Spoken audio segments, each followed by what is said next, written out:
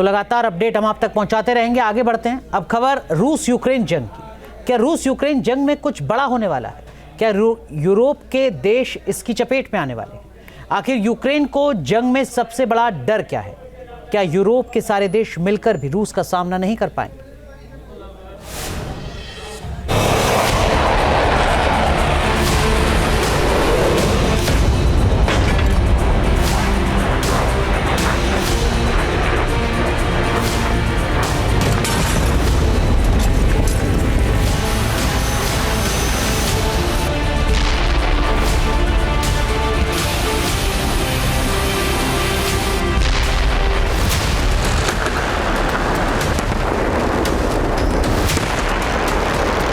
क्या रूस यूक्रेन जंग की ज्वाला यूरोप को जला देगी?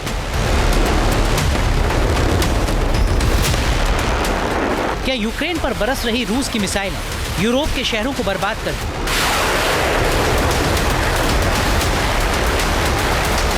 यूक्रेन और रूस के मोर्चे पर जो हो रहा है, क्या वो यूरोप के शहरों पर भी असर डालेगा?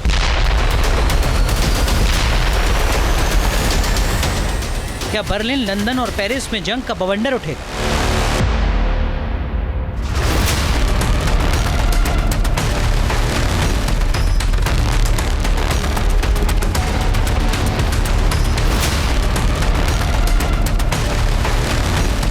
लगातार गुजरते वक्त के साथ यूरोप में जंग के दायरे के बढ़ने का खतरा मंडराने लगा है।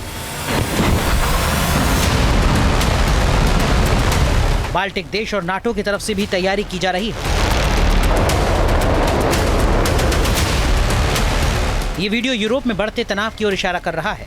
बाल्टिक सागर के ऊपर फ्रांस और दूसरे यूरोपीय देशों के लड़ाकू विमान अचानक सक्रिय हो गए हैं। दरअसल उनके इलाके में एक घुसपैठिए विमान का सिग्नल मिला। बड़ा मुद्दा यही है कि क्या ये तनाव इस साल जंग की ज्वाला में तब्दील हो जाएगा?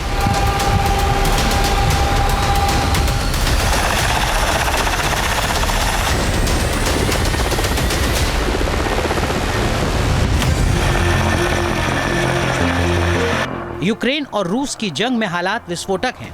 लगातार वार पलटवार किया जा रहा है।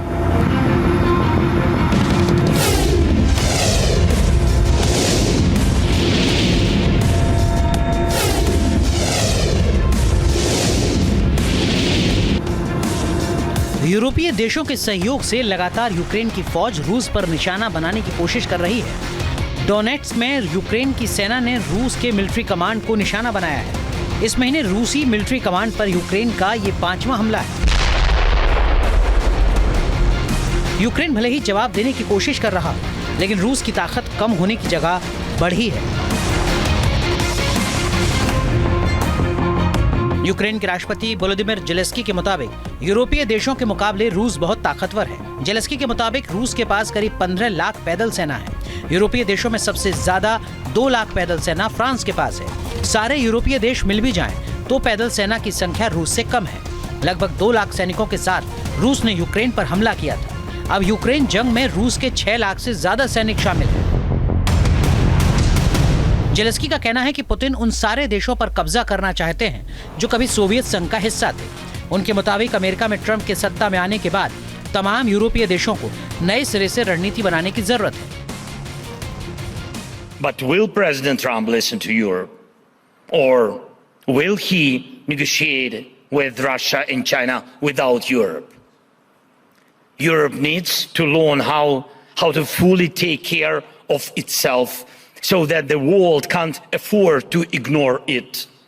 It's vital to maintain unity in Europe, because the world doesn't care about just Budapest or Brussels. It cares about Europe as a whole. वैसे यूक्रेन जंग में इस वक्त रूस को उत्तर कोरिया का जबरदस्त समर्थन मिल रहा है। किम जोंग के हथियार, किम के सैनिक इस युद्ध में बड़ी भूमिका निभा रहे हैं। अभी कुछ दिन पहले ही रूस ने उत्तर कोरिया के KN-15 बैलिस्टिक मिसाइल के जरिए यूक्रेन पर हमला किया था। उत्तर कोरिया के पैदल सैनिक जंग के मोर्चे पर यूक्रेन के सैनिकों से लोहा ले रहे हैं।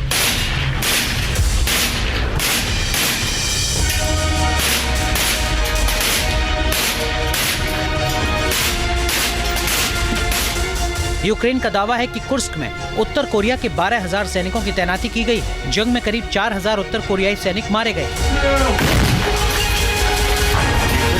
यूक्रेन का मानना है कि जंग का दायरा लगातार बढ़ता जा रहा है।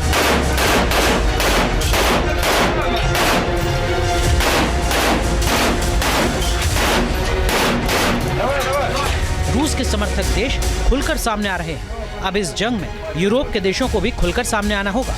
रूस जैसी महाशक्ति का मिलकर मुकाबला करना होगा।